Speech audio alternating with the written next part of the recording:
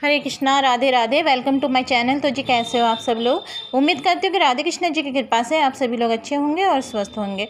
तो जी आज की वीडियो में मैं आपको सोमवती अमावस्या की एक प्राचीन कथा सुनाऊंगी। बहुत ही पौराणिक कथा है और प्रचलित कथा है, जो कि सोमवती अमावस्या इस बार 17 जुलाई को मनाई जाएगी।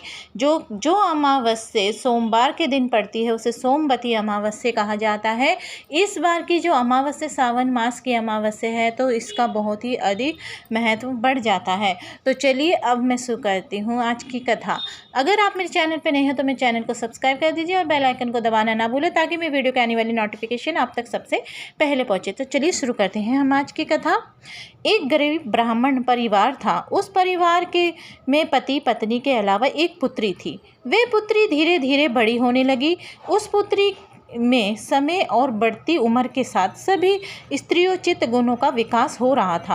वे लड़की सुंदर, संस्कारवान एवं गुणवान थी, किंतु गरीब होने के कारण उसका विवाह नहीं हो पा रहा था। एक दिन उस ब्राह्मण के घर एक साधु महाराज पधारे। वो उस कन्या की सेवा भाव से काफ़ी प्रसन्न हुए। कन्या को लंबी आयु का आशीर्वाद देते हुए साधु ने कहा कि इस कन्या की हथेली में विवाह योग्य रेखा नहीं है।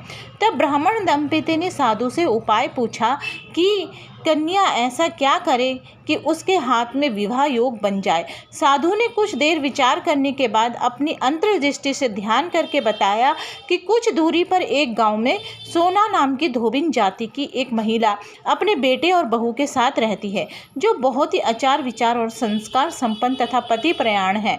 यदि यह कन्या उसकी सेवा करे और वह महिला इसकी शादी में अपने मांग का सिंदूर लगा दे, उसके बाद इस कन्या का विवाह हो, तो इस कन्या का वैधव्य योग मिट जाएगा।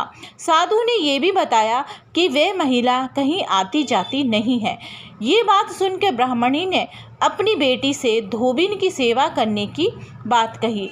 अगले दिन कन्या प्रातःकाल ही उठकर सोना धोबिन के घर जाकर साफ सफाई और अन्य सारे काम करके अपने घर वापस आ जाती। एक दिन सोना धोबिन अपनी बहू से पूछती है कि तुम तो सुबह ही उठकर सारे काम कर लेती हो और पता भी नहीं चलता। बहू ने कहा, माँ जी, मैंने तो सोचा कि आप ही सुबह उठकर सारे काम खुद करके ख़त्म कर लेती हो। मैं तो देर से उठती हूँ। इस पर दोनों सास बहू निगरानी करने लगी कि कौन है जो सुबह ही घर का सारा काम करके चला जाता है। कई दिनों के बाद धोबिन ने देखा कि एक कन्या मुंह अंधेरे घर में आती है और सारे काम करने के बाद चली जाती है। जब वे जाने लगी तो सोना धोबिन उसके पैरों में गिर पड़ी। पूछने लगी कि आप कौन हो और इस तरह छुपकर मेरे घर की चाकरी क्यों करती हो। तब कन्या ने साधु द्वारा कही गई सारी बातें बताई। सोना धोबिन पति प्रयाण थी, उसमें तेज था। वे तैयार हो गई। सोना धोबिन के पति थोड़ा अस्वस्थ थे। उसने अपने बहू से अपने लौटने आने तक घर में ही रहने को कहा। सोना धोबिन ने जैसे ही अपने मांग का सिंदूर उस कन्या के मांग में लगाया, उसका पति मर गया। उसे इस बात का पता चल गया। वे घर से निराजल ही चली गई, ये सोचकर कि रास्ते में कहीं पीपल का पेड़ मिलेगा तो उसे भंवरी देकर और उसकी परिक्रमा करके ही जल ग्रहण करेगी। उस दिन सोमवती अमावस्या थी।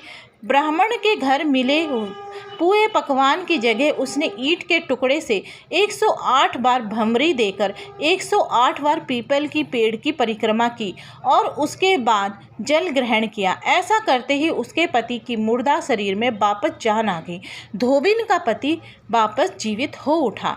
इसलिए सोमवती अमावस्या के दिन से शुरू करके जो व्यक्ति हर अमावस्या के दिन भंवरी देता है, उसके सुख और सौभाग्य में वृद्धि होती है। पीपल के पेड़ में सभी देवों का वास होता है। अतः जो व्यक्ति हर अमावस्या को ना कर सके, तो वे सोमवार को पड़ने वाली अमावस्या के दिन 108 वस्तु की भंवरी देकर सोना धोबिन और गौरी गणेश का पूजन करता है। उसे अखंड सौभाग्य की प्राप्ति होती है।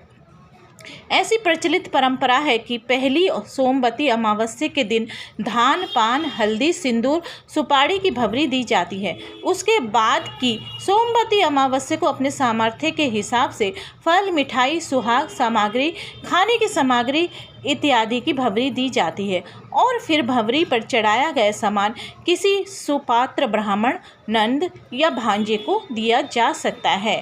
तो जी आज की वीडियो में बस इतना ही। उम्मीद करती हूँ कि आज की वीडियो आपको अच्छी लगी होगी। अगर वीडियो अच्छी लगे तो वीडियो को लाइक एंड शेयर करना ना भूलें। हरे कृष्णा, राधे राधे।